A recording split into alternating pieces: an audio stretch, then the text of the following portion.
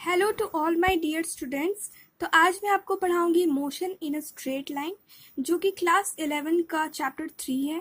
और ये एक बहुत ही इजी चैप्टर है, इसे बस थोड़ी समझने की ज़रूरत है, जो कि मैं पूरी कोशिश करूंगी कि आपको word to word, line to line बहुत अच्छे से समझाऊं। सो फोकस हमारा एनसीईआरटी पे रहेगा, क्योंकि बहुत सारे कॉम्पिटेटिव एग्जाम हो, बोर्ड्स हो, सब में एनसीईआरटी बहुत इंपॉर्टेंट रोल प्ले करता है। मैं कोशिश करूंगी कि आपको इस चैप्टर से कोई भी डाउट का सामना ना करना पड़े। So let's start. इस चैप्टर में हम काइनेमेटिक्स के बारे में पढ़ेंगे, और काइनेमेटिक्स मैकेनिक्स का ब्रांच है। तो ये चैप्टर स्टार्ट करने से पहले हम थोड़ा सा ब्रीफ नॉलेज लेंगे मैकेनिक्स के बारे में, और उसके बाद we will continue with this chapter. Mechanics जो है, this is a branch of physics, ठीक है। और इसके अंडर में दो तरह का पढ़ाई होता है। पहला, अगर कोई बॉडी है और वो मोशन में है, तो उसका जो भी पढ़ाई होता है वो मैकेनिक्स के अंडर होता है, ठीक है। तो study of motion of body.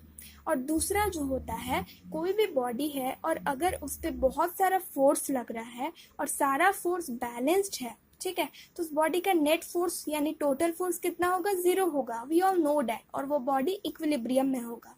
तो उसका भी पढ़ाई जो होता है वो मैकेनिक्स के अंडर होता है, that is study of body at equilibrium under many forces, ठीक है। तो मैकेनिक्स का अपना 3 ब्रांच होता है, स्टैटिक्स, काइनेमेटिक्स, डायनेमिक्स। तो जो भी बॉडी है और वो इक्विलिब्रियम पे है, तो उसका जो भी पढ़ाई होता है वो स्टैटिक्स के अंडर होता है। Statics deal with the study of body at equilibrium under many forces, ठीक है। काइनेमेटिक्स जो होता है, तो ये स्टडी करता है कोई भी बॉडी मूव कर रहा है उसका, ठीक है। Deals with the study of body in motion, लेकिन वो मोशन कैसे हो रहा है उसके पीछे का रीजन का ये कोई लेना देना नहीं रखता है, ठीक है। It don't care about the reason behind the motion of that body. ये बस स्टडी करता है बॉडी का मोशन का, ठीक है। डायनेमिक्स का अगर बात करें, तो ये भी स्टडी करता है मोशन ऑफ द बॉडी का, लेकिन वो मोशन कैसे हुआ, कॉज ऑफ मोशन, उसका पढ़ाई डायनेमिक्स करता है, ठीक है। तो हो गया क्लियर। जो motion in a straight line chapter है, ये चैप्टर में हम लोग काइनेमेटिक्स के बारे में डिटेल में पढ़ेंगे। और जो फर्स्ट पैरा है, इस पैरे में बताया गया है कि मोशन जो है वो बहुत ही ज़्यादा कॉमन है, और हर जगह हम लोग को एग्जाम्पल दिखेगा। चाहे हम लोग खुद के बॉडी के अंदर का बात करें या फिर यूनिवर्स का बात करें, हर जगह मोशन का हम लोग को कुछ ना कुछ एग्जाम्पल मिल ही जाएगा, और वो बहुत ही कॉमन होता है। और यहाँ पे वही कुछ कुछ एग्जाम्पल्स दिए हुए हैं, जिसको पढ़ोगे तो समझ जाओगे। और motion is common to everything in the universe. We walk, run and ride a bicycle. Even when we are sleeping, air moves into and out of our lungs and blood flows in arteries and veins. We see leaves falling from trees and water flowing down a dam. Automobiles and planes carry people from one place to the other. The earth rotates once every 24 hours and revolves around the sun once in a year. The sun itself is in motion in the Milky Way, which is again moving within its local group of galaxies. ठीक है, तो सारा example दिया हुआ है। Motion is change in position of an object with time. ये बहुत ज़्यादा इंपॉर्टेंट है कि मोशन किसको बोलते हैं, ठीक है। कोई भी ऑब्जेक्ट का जब पोजीशन चेंज हो रहा है टाइम के साथ, ठीक है, तो उसको हम लोग मोशन बोलते हैं। How does the position change with time, लेकिन पोजिशन कैसे चेंज होगा टाइम के साथ? In this chapter we shall learn how to describe motion. For this we develop the concepts of velocity and acceleration. We all know कि अगर motion का बात हो रहा है तो वेलोसिटी और एक्सेलरेशन का भी बात होगा। All three are very related to each other. तो हम लोग वेलोसिटी और एक्सेलरेशन के भी बारे में बहुत डिटेल में बात करेंगे इस चैप्टर में। We shall confine ourselves to the study of motion of object along a straight line, also known as rectilinear motion. तो इस चैप्टर में हम लोग पढ़ेंगे motion in a straight line, जिसको रेक्टिलिनियर मोशन बोलते हैं। For the case of rectilinear motion with uniform acceleration, a set of simple equations can be obtained. अगर हम लोग यूनिफॉर्म एक्सेलरेशन का बात करें, ठीक है, तो यूनिफॉर्म एक्सेलरेशन किसको बोलते हैं? कोई भी ऑब्जेक्ट जब मूव कर रहा है और उसका स्पीड कांस्टेंट है या स्पीड चेंज नहीं हो रहा है, ठीक है, तो उसका एक्सेलरेशन भी कांस्टेंट होता है, यूनिफॉर्म होता है, ठीक है। We all know that. तो इसमें बताया जा रहा है कि जब भी कोई ऑब्जेक्ट स्ट्रेट लाइन में मूव कर रहा है यूनिफॉर्म एक्सेलरेशन के साथ, तो उसका एक सिंपल इक्वेशन ऑब्टेन होता है। हम लोग इस चैप्टर में इक्वेशन के भी बारे में बहुत अच्छे से पढ़ाएंगे। Finally, to understand the relative nature of motion we introduce the concept of relative velocity. Relative velocity यानी कि एक का वेलोसिटी दूसरे के रिस्पेक्ट में। रिलेटिव वेलोसिटी का भी एक बहुत अच्छा टॉपिक है, इस चैप्टर में हम लोग डिटेल में पढ़ेंगे बाद में। In our discussion, we shall treat the object in motion as point object. This approximation is valid so far as the size of the object is much smaller than the distance it moves in a reasonable duration of time. In a good number of situations in real life, the size of the object can be neglected and they can be considered as point-like object without much error. ये बहुत ज़्यादा important है। क्या होता है कि कोई भी बॉडी जब मूव कर रहा है, ठीक है, मोशन में है, तो उसको हम लोग पॉइंट ऑब्जेक्ट बोलते हैं। क्यों? क्योंकि कोई भी ऑब्जेक्ट जब मूव कर रहा है तो वो कुछ डिस्टेंस कवर कर रहा है और उसका खुद का साइज उसके डिस्टेंस कवर करने से बहुत ज़्यादा छोटा होता है।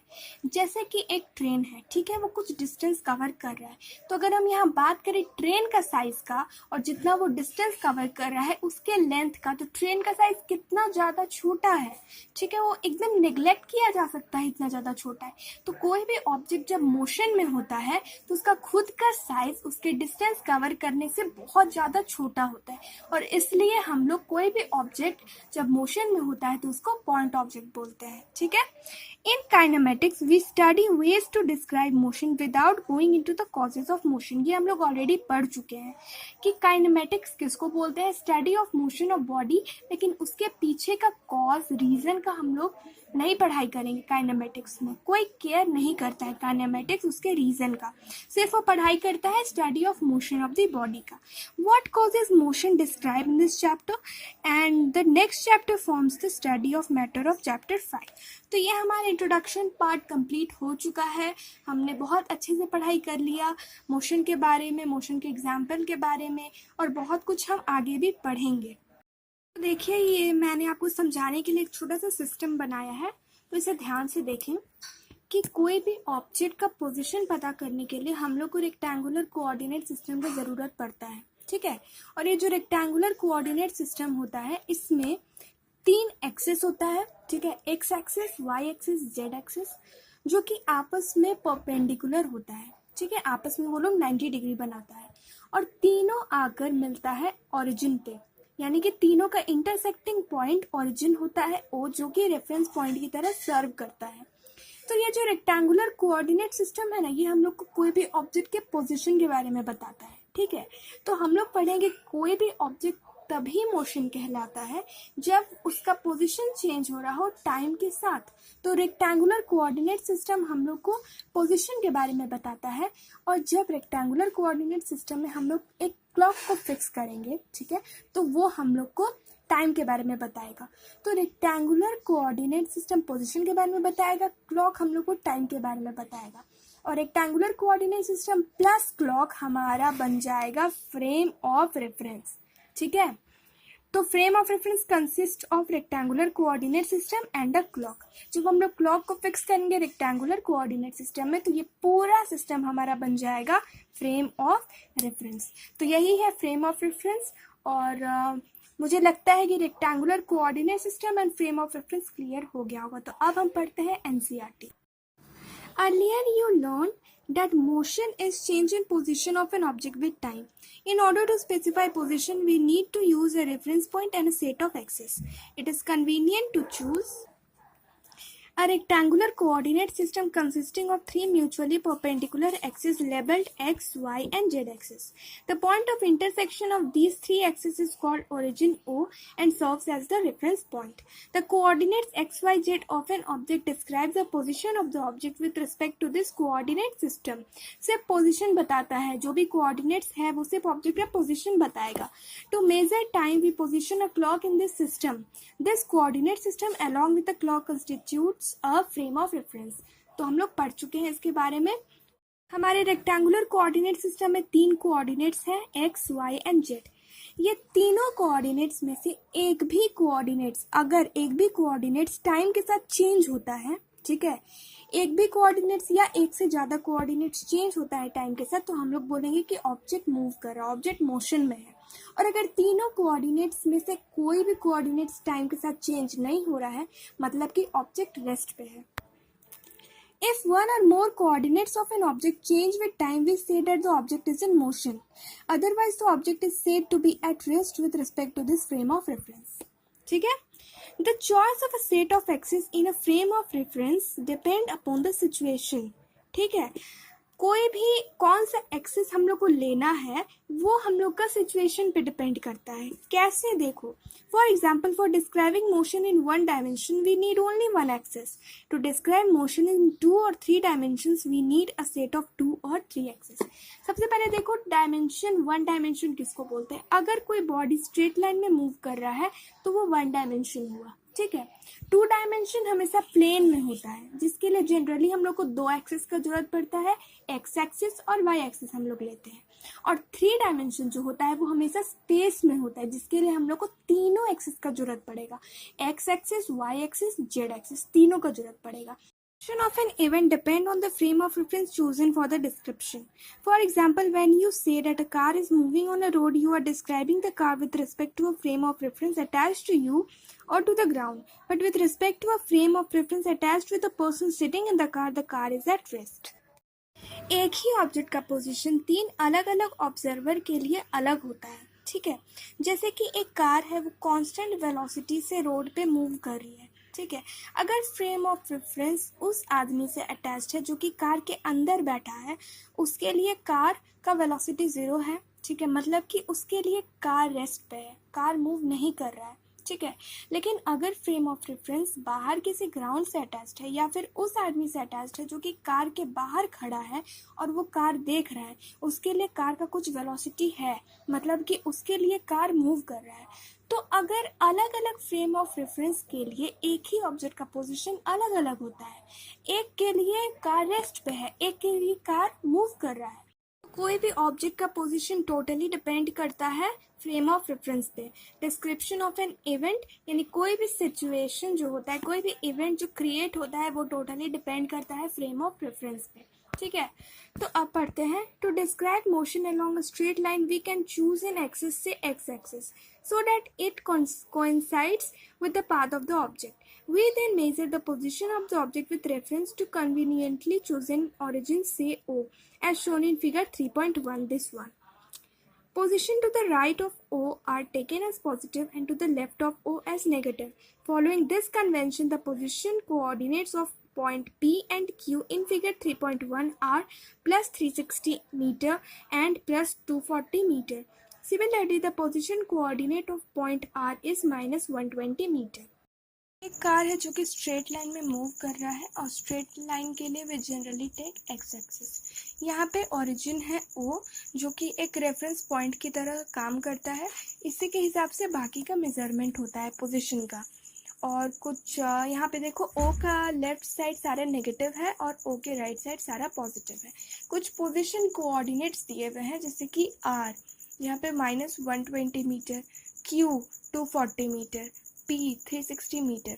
तो यहाँ पे देखो O से लेकर R तक का जो डिस्टेंस है वो माइनस 120 मीटर है, O से Q तक का 240, O से P तक का 360, और इसलिए हम लोग बोलते हैं कि O रेफरेंस पॉइंट की तरह काम करता है। इसी के हिसाब से बाकी का पोजीशन का मेजरमेंट होता है। अब ये जो पाथ लेंथ है ये डिस्टेंस होता है। ठीक है, जितना भी डिस्टेंस कवर हुआ उसको पाथ लेंथ बोलते हैं। जैसे कि consider the motion of a car along a straight line, we choose the x axis such that it coincides with the path of the car's motion and origin of the axis as the point from where the car started moving. That is, the car was at x is equal to 0 at t is equal to 0 in figure 3.1. Let P, Q and R represent the positions of the car at different instants of time. Consider two cases of motion. In first case, the car moves from O to P. Then the distance moved by the car is OP is equal to plus 360 meter. This distance is called the path length traversed by the car. In the second case, the car moves from O to P and then moves back from P to Q. During this course of motion, the path length traversed is OP plus PQ is equal to 360 meter plus 120 meter gives plus 480 meter. Path length is a scalar quantity, a quantity that has a magnitude only and no direction.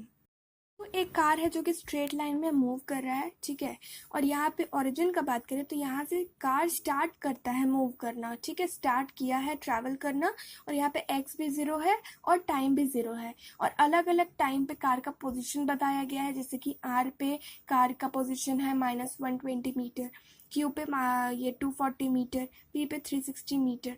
अब एक case आता है कि एक car है जो कि ओ से लेकर पी तक ट्रैवल किया, तो कितना डिस्टेंस ट्रैवल किया, ओ से पी तक 360 मीटर।